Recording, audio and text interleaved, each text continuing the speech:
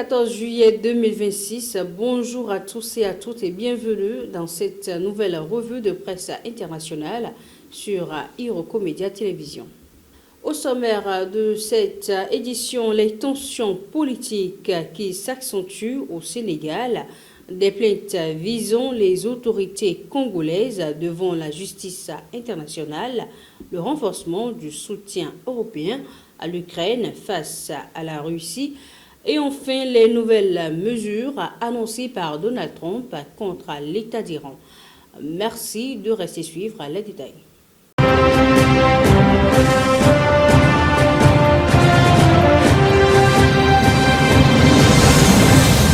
Cette édition s'ouvre avec l'actualité politique au Sénégal où la tension s'intensifie entre le président Bassirou Diomaye Faye et Ousmane Sonko, président de l'Assemblée nationale et chef du PASTEF. Lors d'un meeting à Touba, Ousmane Sonko a vivement critiqué le chef de l'État, l'accusant de privilégier ses ambitions politiques au détriment des préoccupations des Sénégalais. Il a notamment évoqué une dette publique préoccupante, l'absence d'accord avec le Fonds monétaire international et a même laissé entendre qu'il pourrait provoquer la chute du gouvernement. Ces déclarations ont suscité une réaction immédiate de la coalition présidentielle qui les juge irresponsables et incompatibles avec les fonctions occupées par Sonko.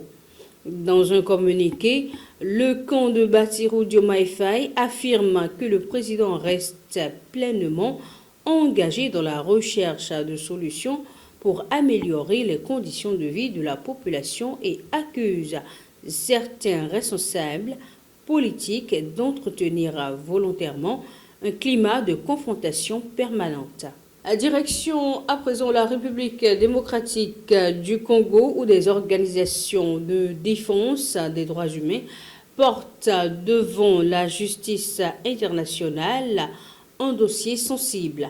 Des victimes présumées d'enlèvements et de massacres soutenus par des organisations de la société civile ont engagé une nouvelle offensive judiciaire contre les autorités congolaises. Deux plaintes ont été déposées, l'une auprès du parquet fédéral belge, l'autre devant la Cour pénale internationale.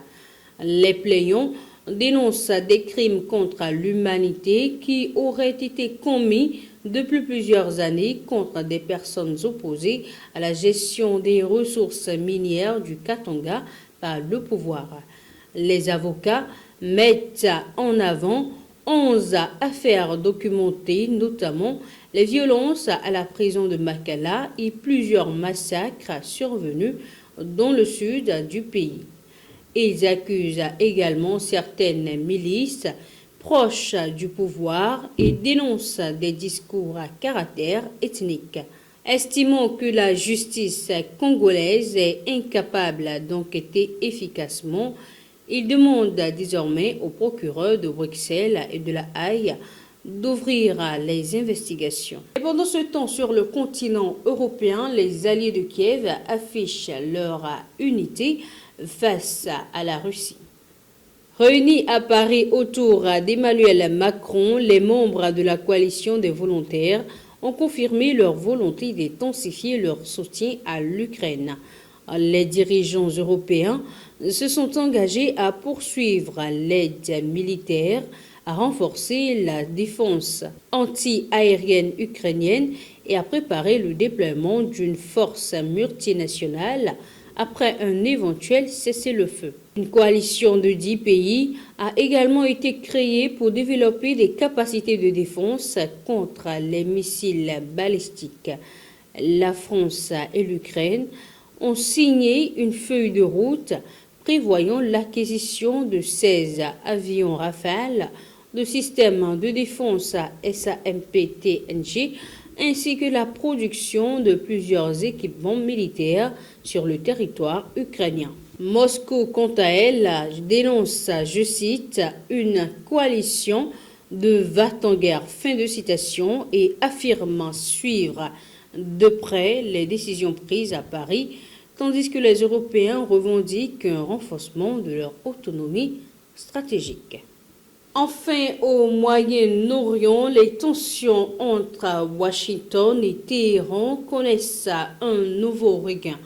Le président Donald Trump a rétabli le blocus contre l'Iran. Le président Donald Trump a annoncé le rétablissement du blocus des ports iraniens et son intention d'instaurer une taxe sur les navires empruntant le détroit d'Ormuz, un passage essentiel pour le commerce mondial du pétrole.